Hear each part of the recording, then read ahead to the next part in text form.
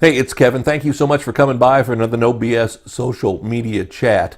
We've talked the last couple of weeks about getting noticed on social media. As social media grows, as it matures, if you will, it's getting harder and harder to get noticed just coincidentally. You almost have to do something foolish. You have to do something dumb. You have to put your foot in your mouth. You have to upset people, enrage them, if you will, to get noticed. And while yes, that may work, it's not a strategy we advise. We've talked about that before. But I think one of the most important things as we grow our social media fan base, we talked last week about paying it forward. We talked about doing the right thing, about looking out for others, thinking about others first and foremost. But again, at the end of the day, I know it's in the back of your head. It's all about me. What can I do to grow my following? What can I do to get more likes, to get more comments, to get more retweets, to get more video views, to get more whatever it is? It's human nature. But I think one of the things we need to ask ourselves, while shortcuts are important, while shortcuts help, at the same time, what if you spent 5 extra minutes a day doing things the right way? And here's why I say this. Years ago I started using social media shortcut tools for my clients. Because I had so many clients I was bouncing in between, there just wasn't enough time in the day to help each and every one of them on a individual by individual basis. So we scheduled some things ahead of time, and we still use some of those social media tools, some of these shortcut tools like the buffers and the Hootsuites and all those social graphs and things like that to be able to help the process.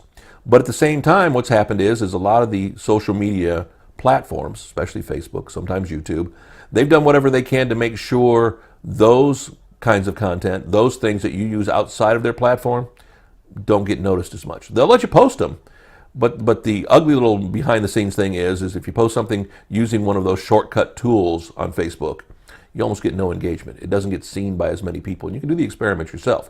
So what I found to do is spend an extra 5 minutes and make sure to touch each and every one of the core social media sites if you're posting some content. And specifically too, let's just say it's a status update. Let's just say you're asking somebody to do something, whether it's patronize your business, whether it's listen to you on the radio, whether it's, go to iTunes and check out your new single or whatever it is, whatever you're approaching this with. It's just as easy, I know, to go into Hootsuite or to Buffer and to schedule that thing ahead of time, put a link, and let it schedule while you're sleeping. Let it schedule when you're not there. Let it just happen. And again, sometimes you're going to need those tools, those shortcuts for those kind of things.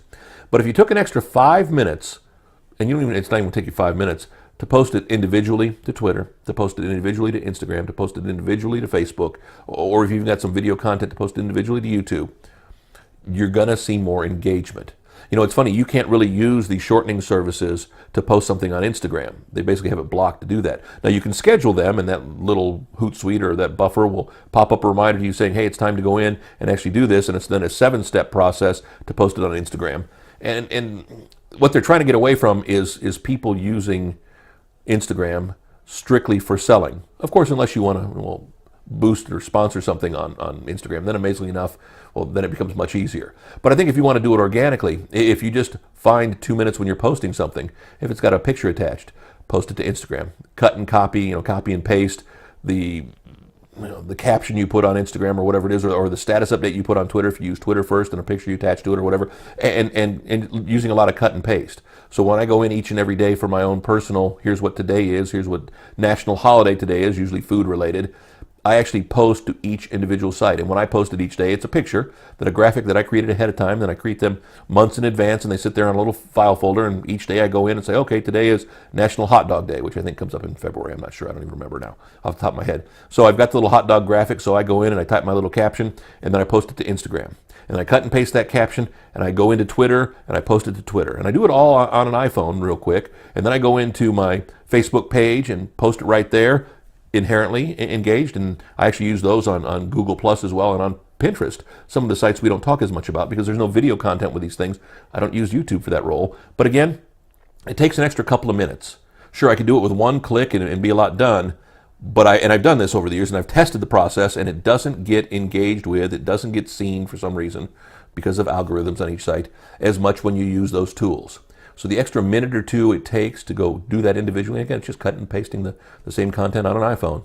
It benefits me in the long run. So think today about what you can do today and tomorrow and in the future by just taking 5 extra minutes a day with social media and by engaging with each and every platform individually.